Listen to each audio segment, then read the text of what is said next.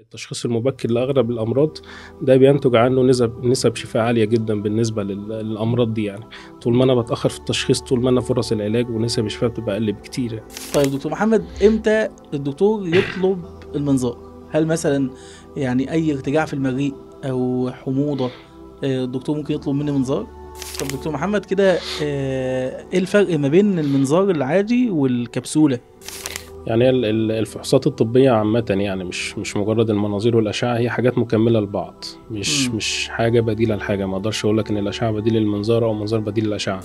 طيب بالنسبة بقى لمنظار المعدة، هل أي ألم في المعدة يحتاج منظار؟ يعني كده احنا هنتكلم بقى عن التخدير. ايه بقى أنواع التخدير اللي بتتم في المنظار ومدى خطورتها؟ المناظير من الإجراءات الطبية اللي ليها نسب أمان عالية جدا ونسب المخاطر فيها قليلة جدا بالنسبة للمناظير التشخيصية. يعني لو أنا بعمل منظار معدة أو قولون تشخيصي نسب المخاطر فيه ضعيفة جدا يعني. طيب دكتور محمد بقى بعد المنظار، امتى بقى المريض يبدأ ياكل، امتى يبدأ يشرب، امتى يعني يمارس حياته الطبيعية بقى؟ يعني دايما طالما الطلب منك عمل منظار فده اجراء مهم جدا ليك وممكن يفرق في الحاله الصحيه معاك. ودايما مشاكل الجهاز الهضمي الاكتشاف المبكر ليها سواء كانت يعني اورام او لا قدر الله يعني او كانت التهابات، الاكتشاف المبكر ليها يفرق معاك في نسب الشفاء جدا يعني. ودايما الاكتشاف المبكر لاي مرض بيفرق معاك في العلاج ونسب الشفاء يعني. فطالما الطلب منك مفيش اي داعي للخوف من انك تعمل منظار خالص يعني. فالموضوع آمن جدا وما فيهوش مشاكل ولا يستدعي ان انت تخاف انك تعمله وما تأخرش الفحص لأي سبب من الأسباب يعني.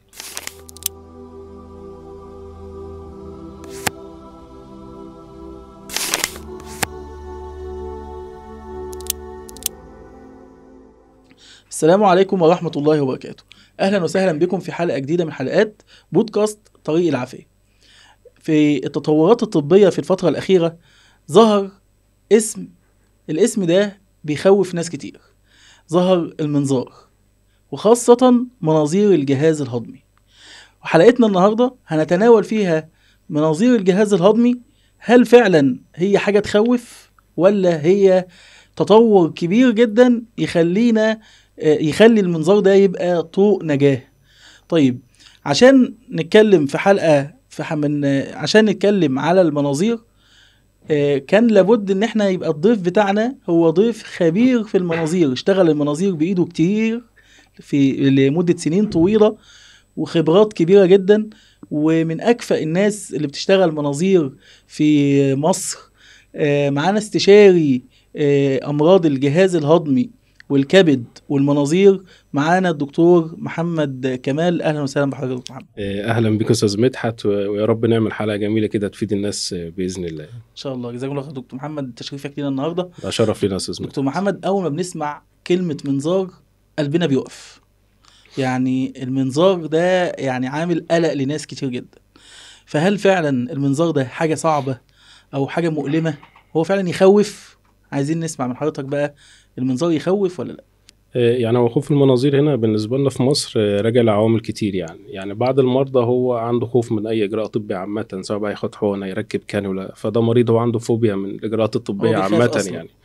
فده مريض انت محتاج بس تطمنه قبل المنظار وتفهمه مدى امان المنظار وان هو حاجه اجراء طبي مهم جدا لحالته الصحيه يعني. تمام. فده محتاج بس زي دعم شويه قبل المنظار عشان يطمن لعمل المنظار يعني. تمام.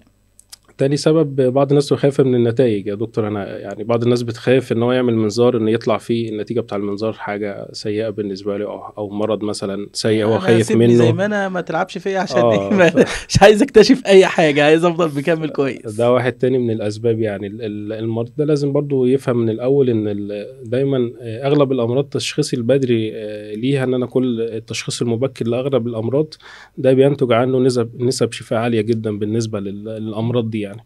طول ما انا بتاخر في التشخيص طول ما انا فرص العلاج ونسب الشفاء بتبقى اقل بكتير يعني. هي فعلا الناس كتير بتبقى عندها النقطه دي، يعني نقطه ان انا مش عايز اقعد افتش عن الامراض عشان ما يعني ايه ما الامراض بتزيد عليا بقى لما بقعد افتش عن يعني الامراض. ده معتقد خاطئ جدا. يعني انت يعني مرض زي قرحة المعدة مثلا ليها مشاكل قدام. لو ان انا سايب قرحة المعدة فترات كبيرة ممكن ينتج عنها نزيف، يحصل ثقب في الجهاز الهضمي.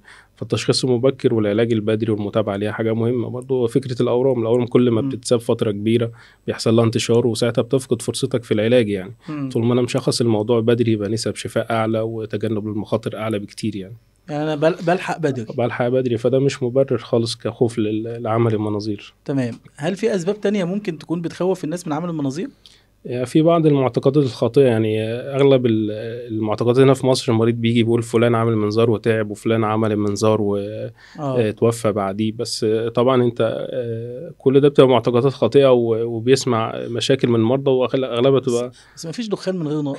يعني اكيد حصل حاجة خلت السمعة تبقى كده في موضوع المناظير ما ده. هو مشكلة المناظير إن إحنا في الفترات اللي كان فيها انتشار للتليف الكبدي وفيروس سي زمان، للأسف كان أغلب استخدام المناظير لحالات ناس في الجهاز الهضمي. ودي امم. حالات أصلا بيبقى عندها فشل كبدي، ونسب الوفاة فيها عالية حتى سواء عمل منظار وما عملش منظار يعني. امم. فإحنا للأسف تكون معتقد خاطئ عند بعض الناس إن المناظير دي حاجة بتؤدي للوفاة بسبب النقطة دي يعني. امم. لكن ده معتقد خاطئ جدا يعني. انما الحمد لله موضوع المنظار امن بالنسبة لاي حد داخل يعمل منظار. يعني المناظير من الإجراءات الطبية اللي ليها نسب أمان عالية جدا، ونسب المخاطر فيها قليلة جدا بالنسبة للمناظير التشخيصية. يعني لو أنا بعمل منظار معدة أو قولون تشخيصي نسب المخاطر فيه ضعيفة جدا يعني. تمام. طيب قبل ما نخش شوية في موضوع المنظار، عايزين الأول نفهم يعني إيه منظار. إيه هو المنظار، وإيه اللي بيحصل، يعني إيه اللي بيحصل جوه الجسم، يعني المنظار ده بيعمل إيه جوه الجسم بالظبط؟ هو المنظار في الأول والآخر هو عبارة عن كاميرا، هو عين الطبيب اللي بيدخل بيها جوه جسم الإنسان، يقدر يشوف أجزاء ما يقدرش يدخلها غير بالفتح الجراحي. فأنا مثلا لو أنا عايز أشوف المعدة من جوه أو أشوف القولون من جوه، فأنا عشان أدخل لازم أفتح فتح جراحي وأفتح المعدة وأبص عليها يعني. مم. فالمنظار وفر عليا الفتح الجراحي ده يعني. مم. فالمنظار في الاول والاخر هو عباره عن كاميرا بدخل بيها جوه جسم المريض، ابدا افحص الاجزاء المعينه من جسمه اللي انا عايز افحصها، واشوف هل فيها مشاكل ولا لا، واشوف بعيني في اي اجزاء مرضيه محتاج ان انا اخد منها عينات، او افحص سبب الشكوى اللي عند المريض ده يعني. دي تمام. فكره المنظار ببساطه جدا يعني. تمام. المنظار اول ما بدأ زمان كان هو في الاول والاخر عباره عن عدسه، قبل اختراع بقى الكاميرات والتطور اللي حصل في الكاميرات. عدسة بيبص بيها الدكتور على طول. زي التلسكوب او الميكروسكوب بالظبط، كان عدسه بتتركب. بيكبر يعني. ان انا زي انبوب معدني كده. فكرته اصلا جات من زي الافراد اللي هم بيبقوا في السيرك يبلعوا زي سيخ حديد كده. مم. فكره المنظار جات من نفس الفكره، ان انا اقدر ان انا ادخل من فتحات المريض الطبيعيه بدون فتح جراحي عن طريق الفم مثلا او الشرج بالنسبه لمناظير الجهاز الهضمي. واقدر ان انا افحص المعده او القولون من جوه باستخدام العدسه دي يعني.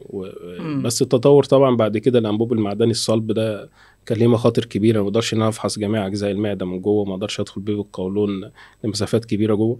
فتم استبداله بقى بالانابيب المطاطيه الموجوده حاليا، تبقى انابيب مرنه اقدر بيها ان انا الف جوه المعده والقولون وافحص اجزاء المعده والقولون بشكل كامل حاليا يعني. وده اعطى نسب امان عاليه جدا عن الاستخدام القديم للمناظير يعني. تمام. ولا زالت برضو المناظير اللي هي الانابيب المعدنيه موجوده حاليا في استخدامات في تخصصات تانية زي الجراحه مثلا ومناظير المسالك. انما في الجهاز الهضمي لا، يعني ده ما بقاش موجود حاليا يعني. تمام. والتطور الاخير اللي حصل في المناظير ان انا دلوقتي بقى كبسولة توفير كبسوله. يعني منظار الكبسوله حاليا موجوده، ان انا عباره عن كاميرا في كبسوله صغيره كده اقدر ابلعها تفحص الجهاز الهضمي من فوق لتحت في خلال 8 ساعات، في زي رحله كده الكاميرا بتعدي فيها. اقدر افحص اجزاء الجهاز الهضمي من اول الفم لحد الشرج تحت باستخدام كبسوله صغيره راكب فيها كاميرا يعني. طب دكتور محمد كده ايه الفرق ما بين المنظار العادي والكبسولة؟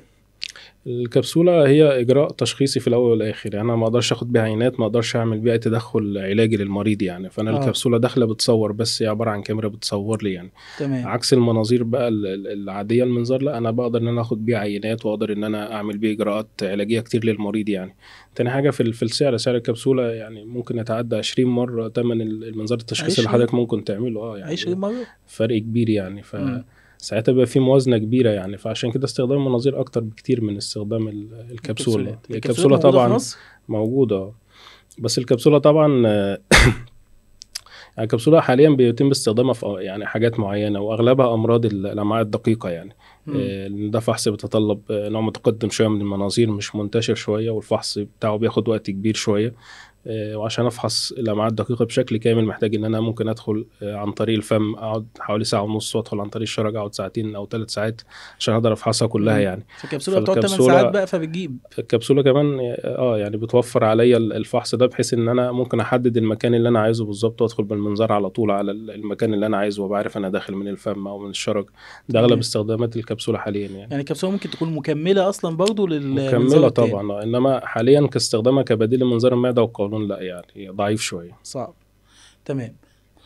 طيب دكتور محمد، هل بقى هنخش بقى في انواع المناظير؟ هل في اختلاف ما بين انواع مناظير الامعاء ومناظير المعده؟ في برضه مفهوم من زمان عارفين واحنا منظار سفلي ومنظار علوي. ممكن حضرتك تكلمنا بقى عن انواع المناظير؟ واحنا طبعا النهارده بنتكلم عن مناظير الجهاز الهضمي يعني، مناظير انما الجهاز الهضمي يعني هي المناظير دخلت في كل فروع الطب، في مناظير في المسالك وفي الجراحه وفي في النساء الجلديه لهم مناظير، ففي مناظير في كل فروع الطب يعني. تمام. لو هنتكلم عن مناظير الجهاز الهضمي يعني اول حاجه عندنا هو منظار المعده، وده منظار بيدخل عن طريق الفم، يعني بفحص بيه المريء والمعدة والاثنى عشر، وده إجراء ممكن يبقى تشخيصي وعلاجي في نفس الوقت يعني، على حسب حالة المريض يعني. ده اللي هو اللي بيدخل من الفم؟ من عن طريق الفم، ده منظار المعدة. ده منظار المعدة، ده بيفحص ايه بقى؟ ده بيفحص المريء والمعدة والاثنى عشر يعني. والاثنى عشر. واحيانا الاثنى عشر ما بقدرش افحصه كله منظار المعدة يعني، ممكن افحص منه اول جزئين بس او اول 3 اجزاء، واحيانا ممكن يعني ادخل افحص بيه الاثنى عشر كله يعني، بس غالبا بنفحص اول جزئين بس. تمام. تاني نوع من انواع المناظير مناظير القولون، ده منظار اللي بنستخدمه عن طريق الشرج، وده منظار برضو ممكن استخدمه كمنظار علاجي وكمنظار تشخيصي في نفس الوقت. ومنظار القولون ده بيفحص القولون، وممكن افحص بيه كمان اخر جزء من الامعاء الدقيقة يعني، لكن طبعا مش برضو مش مسافة كبيرة في الامعاء الدقيقة. تمام. زي ما اتفقنا من شويه ان الكبسوله هي اللي بتجيب في الامعاء الدقيقه اكتر. هو في كبسوله وفي حاجه اسمها منظار الامعاء الدقيقه. منظار الامعاء الدقيقه ده ممكن ادخل بيه عن طريق الفم، افحص اول جزء من الامعاء الدقيقه. الامعاء الدقيقه دي حوالي من 3 ل 5 متر يعني، ده جزء كبير جدا في الجهاز الهضمي يعني. فانا منظار المعده ما قدرش يدخل المسافه دي ولا القولون يعني. تمام. فمناظير الامعاء الدقيقه دي ممكن ادخل عن طريق الفم، افحص اول جزء من الامعاء الدقيقه، او عن طريق الشرج افحص الجزء السفلي من الامعاء الدقيقه يعني. ده برضو بيبقى اجراء ممكن يبقى تشخيصي برضو علاجي في نفس الوقت. وفي مناظير القنوات المراريه وقناه البنكرياس، ده بنعالج بيه مشاكل الانسداد او الاورام الموجوده في القنوات البنكرياس او القنوات المراريه. بس ده في الاول والاخر هو كاستخدام منظار، هو منظار علاجي فقط يعني، ما بستخدموش كجزء تشخيصي، غير اثناء الاجراءات العلاجيه ممكن انا اخد عينات برضو احيانا باستخدام المنظار يعني. القنوات المراريه ومنظار المراره. القنوات المراريه ده يعني منظار المراره ده منظار جراحي اللي بيستخدم بقى مع الجراحين عن طريق البطن، انما احنا منظار القنوات المراريه ده بيدخل عن طريق الفم بدون اي فتح جراحي او حاجه يعني. تمام. للقنوات المراريه يعني. آخر نوع المنظار اللي هو منظار الموجات الصوتية، ده عبارة عن زي جهاز سونار كده راكب على المنظار، وبقدر أدخل بيه لداخل الجهاز الهضمي وأفحص بيه أجزاء البطن الداخلية، خصوصا الأجزاء الخلفية من البطن يعني زي البنكرياس مثلا. فبقى ليه استخدامات تشخيصية وعلاجية كتير للمناطق اللي ما أقدرش أوصلها بالسونار عن طريق الجلد يعني. فده برضو واحد من التطورات الكبيرة في مناظير الجهاز الهضمي في الفترة الأخيرة. طيب دكتور محمد، هو مين اللي بيطلب المنظار بتاع الجهاز الهضمي؟ هي طبعا اي مريض عنده اعراض جهاز هضمي، سواء كشف بقى مع جراح او مع طبيب باطني، فهو الاخر لو هو شايف انه محتاج منظار بيحوله لطبيب جهاز هضمي يفحصه الاول ويشوف دواعي عمل المنظار، هل انا محتاج اعمل منظار ولا استنى الاول ممكن ادي علاج، او في فحوصات ممكن اعملها قبل المنظار. ان احيانا في فحوصات ممكن تغنيني ان انا ما اعملش منظار، او حاله المريض ممكن ما تبقاش محتاجه منظار في اول والاخر يعني. فالعرض على يعني تخصص المناظير او الجهاز الهضمي بيبقى مهم للتحديد يعني. هو اللي بياخد القرار. طبعا. يعني ممكن دكتور البطنه مثلا يقول انا يعني شايف ان انت ممكن تبقى عايز تعمل منظار، فبيعرضه على دكتور الجهاز الهضمي، هو بياخد قرار بقى يخش منظار ولا مش مستاهل ياخد منظار. صح؟ تمام يعني. تمام. طيب دكتور محمد، بقى موضوع الأشعة، هل الأشعة تغني عن المنظار ولا المنظار يغني عن الأشعة؟ وليه ليه ما نكتفيش بالأشعة مثلا ولازم نخش منظار؟ يعني الفحوصات الطبية عامة يعني مش مجرد المناظير والأشعة، هي حاجات مكملة لبعض، مش حاجة بديلة لحاجة. ما اقدرش أقول لك إن الأشعة بديل للمنظار أو المنظار بديل للأشعة. في تمام. بعض المرضى هحتاج إن أعمل أشعة بس، بعض المرضى أعمل منظار بس، بعض المرضى ممكن أحتاج أعمل الاتنين، أعمل أشعة وممكن أدخل منظار بعدها يعني. تمام. في بعض الأمراض زي القولون التقرحي مثلا أو التهاب الأمعاء المناعي، حاليا مثلا بقى في أشعة سونار على الأمعاء الدقيقة، ممكن ان انا استبدل بيها المنظار في المتابعات المريض يعني. فممكن تستبدله في بعض الحاجات يعني، بحيث ان انا ما ازودش فحوصات المنظار للمريض يعني. لكن في الاول والاخر هي حاجه مكمله مش بديل. بس يعني هل يعني انا ممكن اعمل اشعه واستغنى عن المنظار؟ يعني حسب الحاله، مش كل الحالات. في حالات ممكن الاشعه تغنينا عن المنظار، وفي بعض الحالات لا. وفي حالات ممكن اخش منظار من غير ما اعمل اشعه اصلا؟ يعني لو المريض فيه عوامل خطر من الاول، لا انا من الاول هدخل منظار ايا كان بقى، محتاج اشعه او حتى مش محتاجه. الاشعه مش هتوقف اعمل منظار ساعتها، انا ممكن اعمل اتنين مع بعض، ممكن اعمل منظار بس يعني. طيب دكتور محمد، امتى الدكتور يطلب المنظار؟ هل مثلا يعني اي ارتجاع في المريء او حموضه الدكتور ممكن يطلب مني منظار؟ بص، هي دايما في حاجة اسمها العوامل الخطر. يعني أي أعراض في الجهاز الهضمي لو معاه عوامل خطر، من أهمها إن أنا الأعراض دي تبقى ظهرت في سن كبير، خصوصا فوق 50 أو 60 سنة. ده من الدواعي إن أنا ممكن أحتاج أعمل منظار على طول من الأول يعني. مم. حاجات تانية إن المريض يبقى عنده نزيف من الجهاز الهضمي، يبقى عنده أنيميا ناقصة حديد مثلا موجودة مع الأعراض اللي معاه، في قيء مستمر، عيان مثلا حصل له صعوبة في البلع، ومنها كمان نزول الوزن. يعني لو في نزول حد في الوزن ملوش سبب واضح مع أعراض جهاز هضمي جديدة، ده من الحاجات برضو نزول بتستدعي. الوزن بصوره كبيره يعني. دي من مم. الحاجات عوامل الخطر، ان انا في احتمال ان يبقى في مشكله كبيره جوه، ده بيستدعي ان انا اخش منظار من الاول. مش ممكن اعمل مم. فحوصات واشعات وكل حاجه، انما منظار اساسي في الفحص كده كده لازم يتعمل في الحالات دي يعني. تمام. هو انا يعني بصراحه برضو من اهم الحاجات في الحلقه دي يعني فكره ان انا الناس دايما فعلا بتخاف من كلمه منظار قوي. فهي يعني هل بمجرد مثلا انا تعبت عندي مثلا شويه حموضه ومثلا نزلت في الوزن شويه فالدكتور طلب مني منظار، هل كده انا عندي مشكله فعلا؟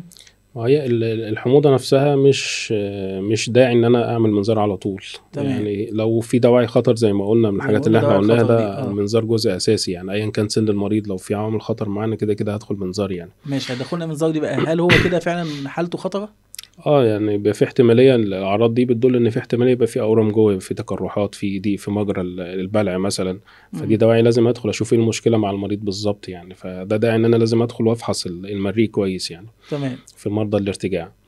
بس لكن النتائج مش شرط تكون دايما سيئه. مش دايما طبعا. إنما ده داعي إن أنا لازم أدخل. ده مريض تمام. ما ينفعش أديله علاج وأقول له لا نتابع ونشوف، لا ده لازم فحص النظام من الأول، حتى لو حصل له تحسن شوية مع العلاج يعني. طب دكتور محمد، لو مفيش بقى عوامل الخطورة دي، هل في داعي لدخول المنظار؟ يعني المريض لو مش مستجيب على العلاج الدوائي، ده واحد من الدواعي اللي انا لازم ادخل منظار واشوف ايه المشكله معاه يعني. او لو المريض هيحتاج لتدخل جراحي، مريض مثلا مش عايز يكمل على الادويه بتاعه الارتجاع، هو عايز حل جراحي مثلا لعلاج الارتجاع، او هو ما كانش مستجيب على الادويه من الاول، لازم اعمل منظار اقيم قبل التدخل الجراحي. او مريض عنده ارتجاع وهيعمل عمليه تخسيس، ده برضو مهم جدا، ان بيفرق في نوع الجراحه مع الجراحين بعد كده. ففحص المنظار برضو ساعتها بيبقى جزء مهم من الفحص.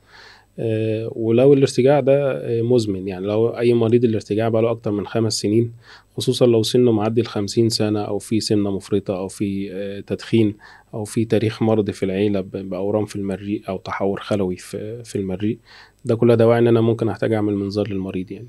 تمام. طيب بالنسبة بقى لمنظار المعدة، هل أي ألم في المعدة يحتاج منظار؟ هي من الحاجات المهمة. سن المريض هنا بيبقى مهم يعني. لو الأعراض دي بدأت في مريض فوق 60 سنة، لا فحص المنظار جزء مهم جدا من الأول، مش هنتظر يعني. أو في طبعا عوامل خطورة تانية زي ما قلنا لو فوق في 60 سنة الأول يخش منظار؟ على طول. ده أعتقد إن يعني أغلب الناس الكبيرة في السن بيقولوا ما تدخلاش منظار أحسن. لا بالعكس، لا المناظير بتعمل في الأطفال وفي السن الكبير عادي، ما فيهاش مشاكل يعني. يعني دايما الناس عندها قناعة مثلا ليه أبهدله بقى وأدخله منظار وده خلاص يعني سنه كبر وكلام زي كده لا يعني، لأن هو السن ونخاف عليه من التخدير ومن لا هو السن الكبير من عوامل الخطر اللي بتستدعي عمل منظار. لو الأعراض دي بدأت في خصوصا يعني مشاكل المعدة فوق 60 سنة، لا ده داعي إن أنا لازم أعمل منظار للمريض من الأول. تمام. انما لو المريض سنه تحت 60 يعني احتياجه المنظار بيبقى قليل شويه. يعني انا ممكن احتاج ان انا احلل جرثومه الاول واخد ادويه الاول تحسن حركه المعده، او ادويه ان انا اقلل الحموضه بتاع المعده شويه، واحيانا ممكن احتاج ادويه مهدئات عصبيه قبل ما اخد قرار المنظار في المريض. يعني فاحتياجنا في مشاكل المعده للمنظار اقل شويه من مرضى ارتجاع المريء. ممكن بناخد فيها وقت شويه في العلاج واستجابه العلاج. لا بناخد وقتنا كتير يعني، ما عدا طبعا تمام. لو في عمل خطر زي ما قلنا نزول في الوزن او انيميا او نزيف، لا دي برضو دواعي ان انا هعمل منظار على طول من الاول، مش هنتظر يعني. طيب دكتور محمد، القولون بقى من الامراض المنتشره جدا في مصر وفي الوطن العربي. آه، امتى الدكتور يقول المريض القولون ده لازم يخش منظار؟ يعني هو برضه الكلام يعتبر واحد. يعني انا برضه في دواعي خطر لو في نزيف شرجي مع المريض او في نزول في الوزن او في انيميا، ده دواعي ان انا لازم اعمل منظار. وبرضه لو في تاريخ مرضي في العيله باورام قولون او كده، ده دواعي مع ظهور اعراض جديده ان انا لا يعني محتاج اعمل منظار من الاول، ما ينفعش انتظر برضه في المريض ده يعني. تمام. انما لو ما فيش اي دواعي خطر والمريض سنه صغير والمريض كمان يعني ان انا عندي الكرايتيريا او العوامل اللي هي بتقول ان ده قولون عصبي، لا ساعتها ممكن ما احتاجش منظار، ممكن احتاج حتى تحاليل في الاول لو طلعت طبيعيه. لا ساعتها ممكن ما احتاجش مناظير خالص، يعني مجرد ان انا علاج يعني بس. تمام. طيب دكتور محمد بقى، حضرتك اخدت قرار ان المريض ده هيخش يعمل منظار، هل بيحتاج لتحضيرات معينة قبل المنظار؟ يعني مثلا هل بيبقى صايم؟ هل بيحتاج صيام وقت مثلا معين؟ هل يعني في تحضيرات معينة للمريض قبل دخول المنظار؟ يعني التحضير هنتكلم عن شقين. يعني عن الشق الأول عن نظام الأكل والصيام للمريض. منظار المعدة في النقطة دي سهل جدا. يعني كل اللي محتاجه إن أنت تصوم 6 ساعات بس عن الأكل قبل عمل المنظار، وتصوم ساعتين عن السوائل، مش أكتر من كده. يعني منظار ده منظار المعدة المعدة يعني. بنصوم 6 ساعات قبل المنظار وساعتين سوائل. ساعتين سوائل يعني 6 ساعات عن الأكل. 6 ساعات عن الأكل خالص. تمام. إنما منظار القولون لا، يعني تحضيره أطول شوية، بنستغرق 24 ساعة. وبرضه مع التطور الحالي التحضير ما بقاش صعب زي زمان. زمان كان احيانا ممكن نصوم المريض يومين او 3 يعني. انما حاليا الموضوع كله محتاج 24 ساعة. ان انا منظار القولون بالذات عشان الفضلات اللي في القولون محتاج ان انا افضيه خالص، لان منظار كاميرا في اول الاخر لازم ادخل وعشان افحص كويس يبقى القولون انا عملت له تفريغ كامل من الفضلات عشان اقدر افحص كل اجزاء القولون بدقة يعني. تمام. فالتحضير هنا مهم جدا. لازم اخد ادويه اقدر بيها ان انا زي ادويه ملينات يعني افضي بيها القولون خالص من الفضلات، وعشان ما تكونش فضلات جديده محتاج ان هو يبقى ليه نظام اكل معين يعني. تمام. فقبل المنظار ب 24 ساعه بحتاج ان انا يعني اما ان انا باخد سوائل شفافه بس طول اليوم مع التحضير بتاع المنظار، يشرب ميه او اي عصاير او سوائل شفافه عامه يعني. انما حاليا كمان بقى مسموح ان هو ممكن ياخد اكل يبقى قليل في الالياف، وفي حاجه اسمها الوجبات قليله الفضلات. يعني ان انا الوجبه اللي هي بيحصل لها امتصاص لجزء كبير منها يفضلش منها فضلات كتير تكون لي فضلات في زي القولون. إيه زي يعني انا بقلل في الالياف عامه، فانا الخضار والفاكهه غالبا بقللهم، والبقوليات من الحاجات اللي بتكون فضلات كتير شويه، فبحاول ان انا اتجنبها كتير في اليوم اللي قبل المنظار. انما مسموح مثلا ممكن اخد زبادي، موز، جبن اليوم اللي قبل المنظار يعني. لما قبل المنظار بساعتين برضه مفيش سوائل خالص، ومن بعد المريض ما بينام لحد ما بيصحى اليوم بتاع المنظار خلاص يعني المفروض ما بياكلش بعدها يعني. تمام. طيب المريض اخد بقى من حضرتك الكلمة الأخيرة دي، قبل المريض ما بينام لحد ما بيصحى، يعني كده احنا هنتكلم بقى عن التخدير. ايه بقى انواع التخدير اللي بيتم في المنظار ومدى خطورتها؟ هي المناظير عامة هتكلم بره مصر مش جوه مصر أوي. يعني في بلاد كتير بتعمل مناظير المعدة والقولون بدون أي تخدير خالص. يعني منظار المعدة ممكن يدوبك كده زي بخاخة فيها بنج كده للحلق وخلاص، مش أكتر من كده يعني. من غير أي تخدير خالص يعني. ده دول كتير يعني. أعتقد دي معلومة جديدة جدا بالنسبة لناس كتير. بس طبعا مش في المجتمع بتاعنا للأسف يعني. هي مش منتشرة عندنا إن احنا الموضوع ده صعب شوية يعني. تقبل المريض هنا في مصر صعب شوية الفكرة دي يعني. إنما بره مصر يعني المريض بتشرح له الإجراء بالكامل قبل ما بيعمله وبيفهم الوضع.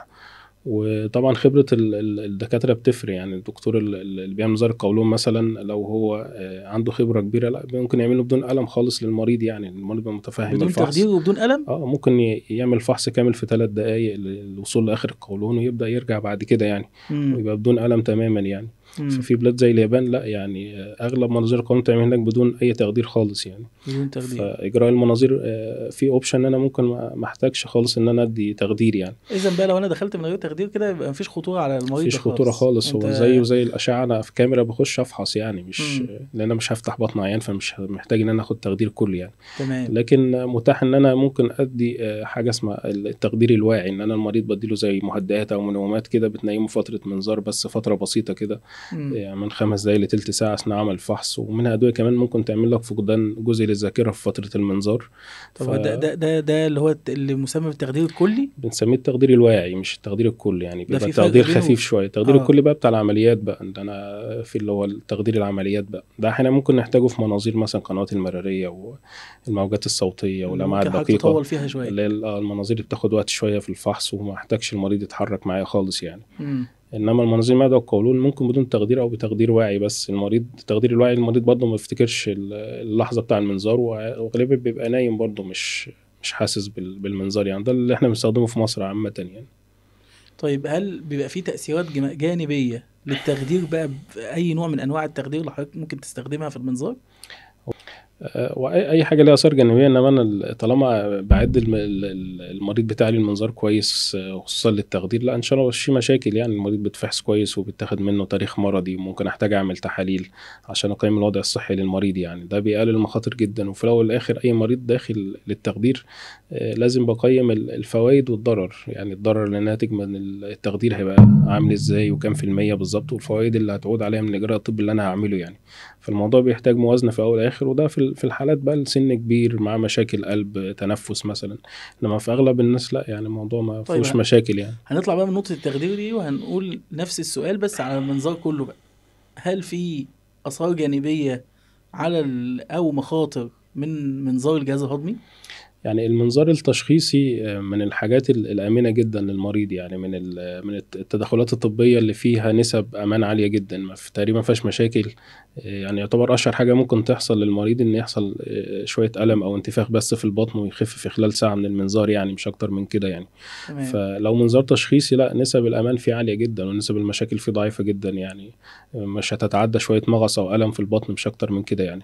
إنما مع وجود التدخلات طبعا ممكن المخاطر تزيد شوية زي النزيف مثلا أو يحصل ثقب في الجهاز الهضمي، لكن دي برضو نسب حدوثها برضو ضعيفة جدا، والتعامل معها برضو مش حاليا في تطور كبير يعني. ممكن أثناء المنظار لو في مشكلة أتعامل معاها والموضوع بيبقى بسيط يعني إن شاء الله يعني. طيب دكتور محمد، أنا مثلا بشتكي ودخلت عملت منظار والمنظار طلع طبيعي مفيش حاجة ولسه الأعراض مستمرة معايا. هو في جزء كبير من الجهاز الهضمي اسمه الأمراض الوظيفية. الأمراض الوظيفية إن أنا يبقى عندي شكوى بدون مرض، حاجة مشهورة جدا زي القولون العصبي. القولون العصبي ان انا عندي اعراض قولون واضحه، تغير في طبيعه البراز بقى، امساك او اسهال مع الم مستمر، ولو دخلت منظار 100 مره مش هتلاقي فيه اي حاجه جوه. ان كل دي اعراض وظيفيه متعلقه بالاعصاب المغذيه للقولون يعني. نفس الفكره موجوده في الارتجاع وفي المعده، وده جزء كبير من شغل الجهاز الهضمي الامراض الوظيفيه. بالعكس يعني احنا في فحص المناظير امراض وظيفيه المفروض تبقى اكتر من الامراض العضويه، ان انا ممكن ادخل بنسب كبيره وما الاقيش اي مشكله جوه في المريض يعني. فده حاجه طبيعيه ان ممكن يبقى انا عندي شكوى وفي الاخر ما فيش اي مشكله جوه يعني. طيب دكتور محمد بقى بعد المنظار امتى بقى المريض يبدا ياكل، امتى يبدا يشرب، امتى يعني يمارس حياته الطبيعيه بقى؟ يعني المناظير بتصنف من جراحات اليوم الواحد. المريض المفروض بيروح في نفس اليوم بس يعني الكلام ده في المناظير التشخيصيه يعني. المريض ممكن بعد نص ساعه لساعتين من المنظار يروح ويعيش حياته طبيعي وياكل ويشرب براحته يعني. تمام. انما في بعض التدخلات لا، ممكن المريض يحتاج يتحجز يومين وثلاثه زي نزيف الجهاز الهضمي يعني.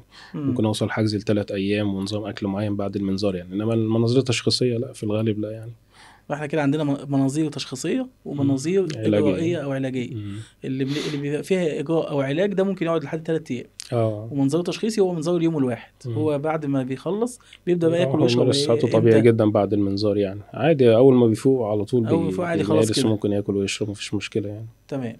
طيب دكتور محمد، في بقى سؤال مهم جدا جدا بيخوف ناس كتير.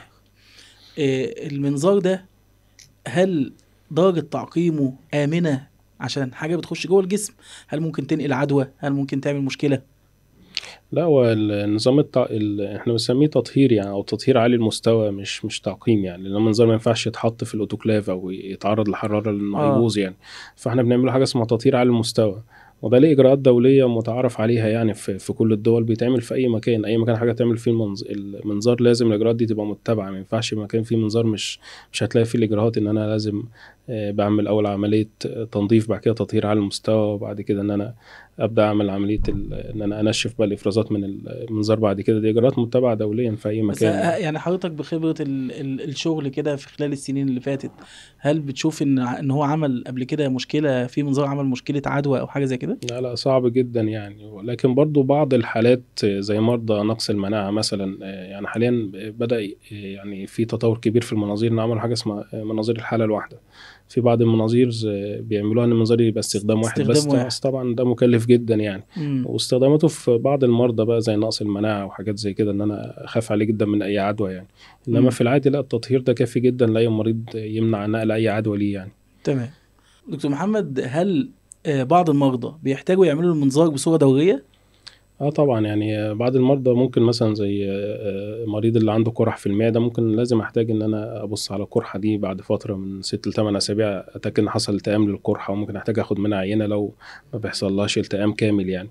بعض المرضى مثلا زي الالتهابات المناعية وقولون تقرحي بحتاج ابص عليه برضو بصورة دورية. المريض اللي عنده لحميات او عنده تاريخ مرضي لاورام القولون، واثناء الكشف المبكر لاورام القولون ده المفروض كل الناس تعمله. اي حد يعدي 45 ل 50 سنة يبقى ليه نظام دوري في عمل فحوصات. احيانا ممكن يبقى المنظار هو اهم فحص فيهم يعني. امم. ممكن انت تحتاج تعمله بصورة دورية يعني. واحيانا ارتجاع المريء، لو في تحور خلوي حاصل في المريء من الارتجاع ده، مريض برضه بحتاج ان انا ابص عليه بصورة دورية، ممكن من 3 ل 5 سنين احتاج ابص عليه يعني. وبرضه لو في التهابات في المعدة بسبب الجرثومة وحصل فيها تآكل في جدار المعدة، ده مريض برضو بيحتاج ان انا اتبص عليه بصورة دورية. ففي فحوصات كتيرة، وبعض المرضى بيحتاجوا ان انا ابص عليهم على فترات يعني. تمام. دكتور محمد، حلقة يعني جزاكم الله خيرا، حلقة ممتعة جدا ومعلومات قيمة جدا جدا جدا. لو انت مريض محتاج منظار للجهاز الهضمي، او ليك حد من اهلك محتاج منظار للجهاز الهضمي، لازم تسمع الحلقة كاملة. معلومات قيمة جدا، ودكتور محمد فعلا اكد لنا ان المنظار طوق نجاة، مش حاجة تخوف خالص يعني. ويعني حلقة فعلا جميلة جدا. دكتور محمد سد عندنا نقطة مهمة جدا، نقطة الخوف من المنظار. آخر حاجة دكتور محمد بقى، لو حضرتك هتدينا نصيحة تلم بقى كل اللي احنا اتكلمنا فيه في الحلقة، ممكن تنصحنا بإيه؟ لا، هو دايما بنصح المريض ان المنظار ده حاجة آمنة جدا، ومفروض يعني طالما طلب منك تعمل منظار فده إجراء مهم جدا ليك، وممكن يفرق كتير في صحتك، وتأخيره ممكن يبقى ليه عواقب مش كويسة للحالة الصحية يعني. دكتور محمد، جزاكم الله خيرا على الحلقة الجميلة دي. وفي الختام بقى محتاجين من حضرتك نصيحة توجهها لأي مريض اتطلب منه ان هو يعمل منظار.